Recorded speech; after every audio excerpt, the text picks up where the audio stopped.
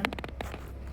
నిన్న పార్లమెంట్లో women's reservation బిల్లుని అడ్డుకున్నటువంటి కాంగ్రెస్ పార్టీకి, ఇండియా కూటమి సభ్యులకి నేను ఒకటే ప్రశ్న సూటిగా అడుగుతున్నాను.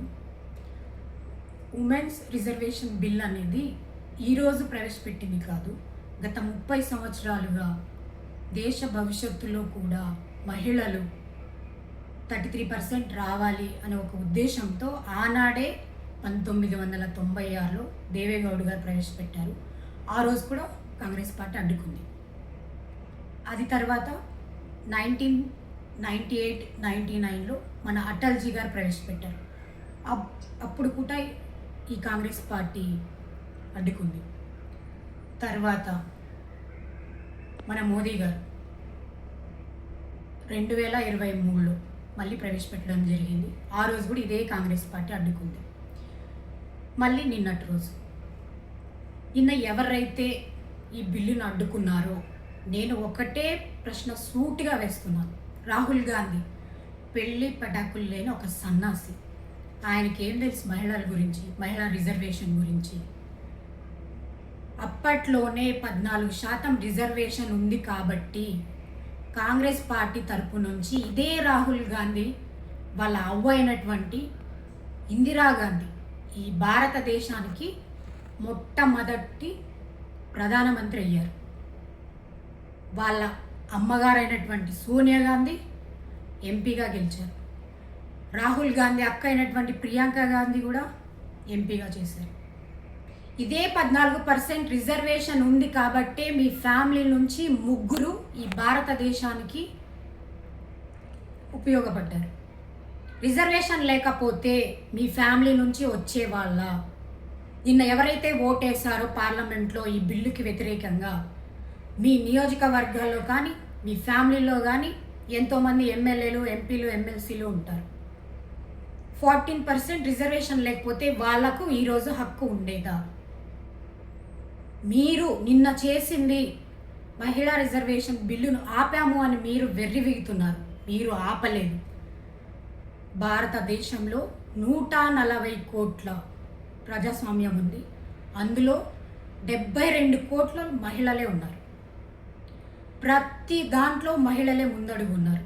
రాజకీయాల్లో కూడా మహిళలు రాణిస్తే ఈ దేశ భవిష్యత్తు బాగుంటుందన్న ఒక ఉద్దేశంతో గత 30 సంవత్సరాల నుంచి కూడా ఈ బిల్లును ప్రవేశపెడుతుంది. మరి మీ మట్టి బుర్రలకి ఎందుకు అర్థం కాలేదు? ఆ రోజే 14% రిజర్వేషన్ ఉంది కాబట్టే మా కాంగ్రెస్ పార్టీలో ఉన్న మహిళలు సీఎంలు అయ్యారు, పిఎంలు అయ్యారు, ఎంపీలు అయ్యారు. ఈరోజు పెంచితే ఈ దేశ అభివృద్ధి కూడా మహిళల చేతిలో బాగుంటుందని ఒక్క చిన్న లాజిక్ మీరు ఎలా మిస్ అయ్యారు? అంటే మీ ఫ్యామిలీ వరకు అయితే రిజర్వేషన్ కావాలి. మీ ఫ్యామిలీలో మీకు కావాల్సిన వాళ్ళైతే సీఎంలు, పిఎంలు, ఎంపీలు, ఎమ్మెల్యేలు గెలవచ్చు. భారతదేశంలో ఉన్న మిగతా మహిళలు మాత్రం రిజర్వేషన్ ఉండకూడదు. ఇది ఎంతవరకు న్యాయం అనేది మిమ్మల్ని మీరే ప్రశ్నించుకోండి. మీరు హక్కును కోల్పోయారు. భారతదేశం అభివృద్ధి కోసం కనీసం 1% అప్పటి నుంచి ఇప్పటి వరకు ఆలోచించుంటే ఈరోజు మీరు ఈ బిల్లును అడ్డుకునే వాళ్ళు కాదు. ఎన్డీఏ కూటమి ప్రభుత్వం వచ్చిన తర్వాత 100కు పైనే బిల్లులను ప్రవేశపెట్టింది. ముఖ్యంగా మహిళల కోసం 4 బిల్లులను ప్రవేశపెట్టింది. త్రిబుల్ తలాక్, ముస్లిం మహిళల జీవితాలతో ఆడుకుంటున్నటువంటి ముస్లిం వాళ్ళు ఏదైతే ఉన్నారో ఒక 3 సార్లు తలాక్ తలాక్ తలాక్ అంటే వాళ్ళ పెళ్లి బంధం విడిపోయేది. అలా ఎంతోమంది మహిళలు వాళ్ళ జీవితాలు రోడ్డు మీద పడ్డాయి. ఇది దృష్టిలో పెట్టుకొని నరేంద్ర మోదీ గారు త్రిబుల్ తలాక్ యాక్ట్ తీసుకొచ్చారు.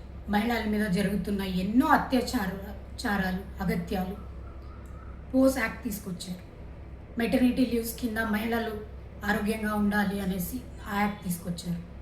ఇప్పుడు మహిళా రిజర్వేషన్ బిల్, ఎన్డీఏ కూటమి మహిళా రిజర్వేషన్ బిల్ అనేది మోదీ గారి ఫ్యామిలీ కోసమో లేకపోతే ఎన్డీఏ కూటమిలో ఉన్న ప్రభుత్వాల వాళ్ళ కోసమో కాదు.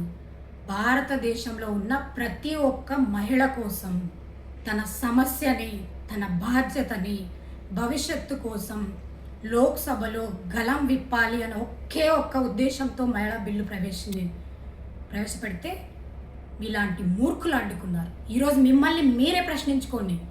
మీరు అనుకుంటున్నారు ఇది ఆగింది అని, ఆగలేదు. ఖచ్చితంగా ఎన్డీఏ కూటమి ఏదో ఒక రోజు, ఈ రోజు కాకపోయినా ఏదో ఒక రోజు ఈ బిల్లుని ప్రవేశపెడుతుంది. మహిళా రిజర్వేషన్ 33% సాధించి మిమ్మల్ని, మీ ఇండియా కూటమిని ఖచ్చితంగా చిత్తులుగా మాత్రం ఓడిస్తుందనేసి ఈరోజు నేను గర్వంగా చెప్తున్నాను. భారత్ మాతా కీ జై.